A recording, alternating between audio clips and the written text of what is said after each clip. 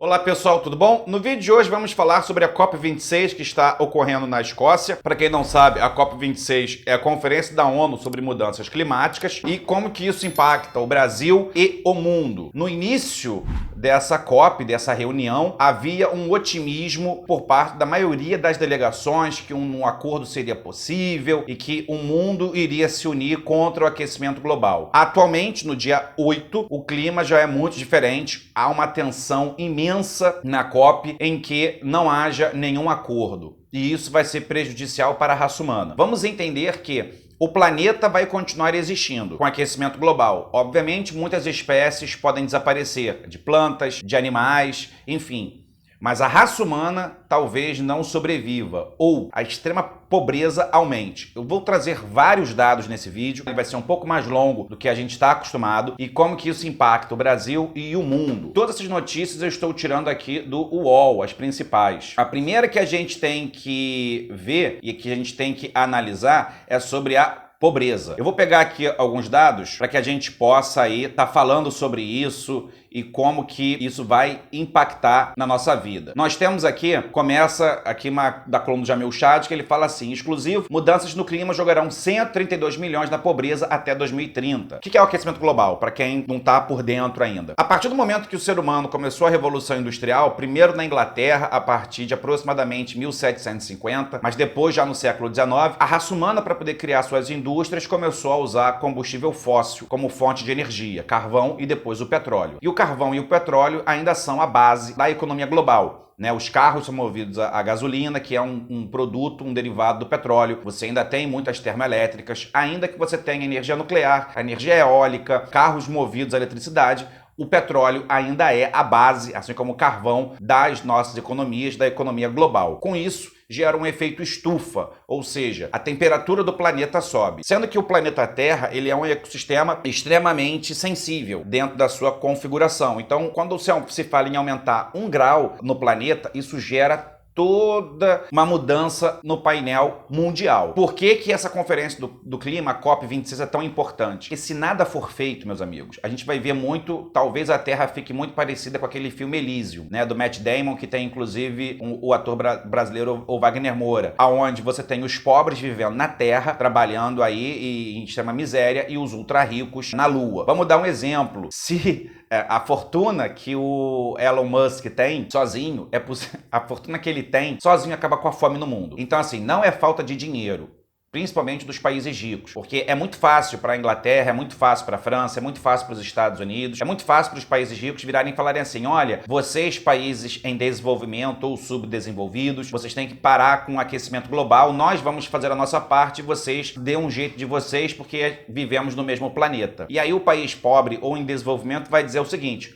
ué, na tua hora tu desmatou o país todo, tu o ecossistema, meu país, o seu, e agora você está me pedindo para poder parar o meu desenvolvimento, eu até paro, mas você tem que me dar uma verba, porque eu sozinho não vou conseguir. Resumidamente, é isso. Então, qual é o grande problema? O problema é que agora, na Escócia, a gente está tendo um grande impasse. Os países em desenvolvimento querem acabar com o desmatamento, querem mudar as suas fontes de energia. A China é o país que mais investe sozinha em renovação de energia, seja ela nuclear, seja ela eólica, seja, por exemplo, a hidrelétrica, mas é o país que mais também polui, até porque pelo peso de sua população. Então, China, Índia, Brasil, Rússia, os países em desenvolvimento querem mudar. No caso brasileiro, a gente já vai falar daqui a pouco, vai um pouquinho além com o governo Bolsonaro, tá? É muito pior. E agora o Brasil, que já foi considerado um dos mocinhos contra o aquecimento global, na proteção da Amazônia e do Pantanal, a gente está vendo, como disse o ex-ministro Ricardo Salles, ex-ministro do Meio Ambiente do Jair Bolsonaro,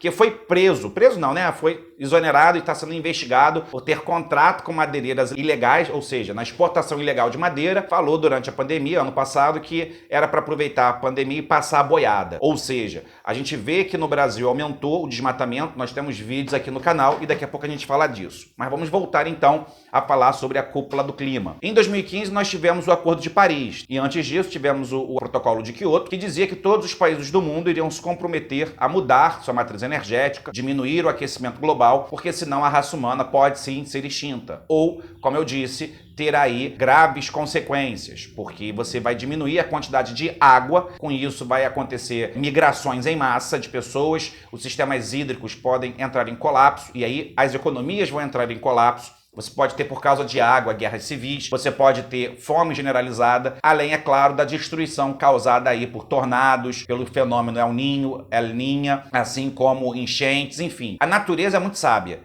Quem tá ferrando o rolê é a raça humana. E se a raça humana não aprender, será um mundo muito triste pro meu filho e pros meus e os seus netos. Um mundo bem diferente, porque as próximas gerações, se atualmente os políticos, né, os governos não fizerem algo, das duas uma, ou naquele momento máximo, naquele momento crucial em que se a raça humana não se unir, vai ser extinta, a galera vai acordar, ou a galera pode fazer já hoje, que é prever para que isso não ocorra. Então, qual é o problema que está tendo na Escócia? Estamos tendo um impasse. Os países ricos querem que os países pobres ajudem no desmatamento, porque os ricos estão já reflorestando, eles já estão mudando as suas economias, vide a Europa, que está substituindo carvão pelo gás natural, e os países em desenvolvimento dizem o seguinte: queremos ajuda, queremos mudar, mas precisamos de dinheiro. E onde é que está o Brasil nisso tudo? Durante o governo do presidente Jair Bolsonaro, infelizmente, se aumentou em um ano a área desmatada equivalente a 11 anos. A gente está vendo uma destruição sistemática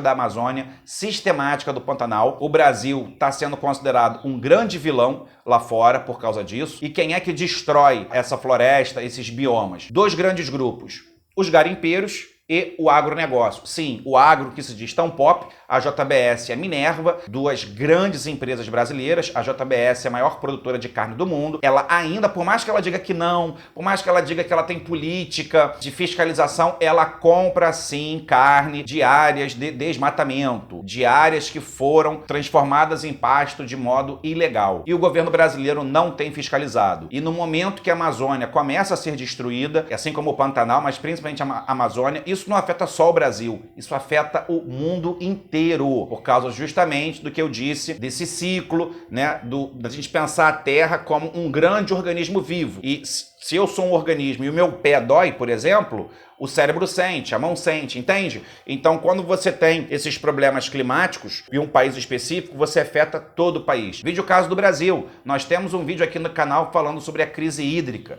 Tá faltando água no Brasil. Por quê? Porque nos últimos 50 anos, o Brasil só investiu em energia hídrica, ou seja, só no poder dos rios e dos lagos. Não investiu, por exemplo, na energia nuclear, não investiu na energia eólica, não investiu na energia maremotriz, que seria a energia, né, das marés. E nós temos, caraca, uma região riquíssima em sol, o Nordeste brasileiro. Você pode criar, sabe, centenas de milhões de painéis. A África está dando um exemplo clássico. Há vários países africanos próximos do Saara que estão recriando uma floresta, uma barreira verde, para impedir que o Saara se expanda, e está funcionando. É um trabalho conjunto de vários países. Eles estão conseguindo fazer, Sudão e outros países, uma barreira verde. Milhões de quilômetros já foram plantadas de árvores, de tal forma que o deserto não se expanda. E aí a gente tem que pensar que o aquecimento global vai ferrar o rolê de todo mundo. Óbvio que quem é super rico, um Elon Musk, um Steve Jobs, sei lá, um Bill Gates, um Jeff Bezos, né? O Steve Jobs já está morto já, mas o Steven Bezos, eles estão pouco. Essa é a grande verdade, sabe? Não, eu vou doar uma parte da minha fortuna. Mas se der merda, os caras vão pro espaço. Você acha que a SpaceX, você acha que as empresas privadas que pensam em colonizar Marte é por quê? Porque eles querem que a raça humana vai ficar só na Terra? Não, eles já estão pensando a longo prazo. Se der merda, ó, beijo e tchau. Beijo e tchau pra quem ficar. E quem vai ficar? Eu, você, sua família e o resto da população. A gente vai gravar daqui a pouco a segunda parte do vídeo para poder estar aí te mostrando, falando mais sobre a COP. Vem comigo e tamo junto.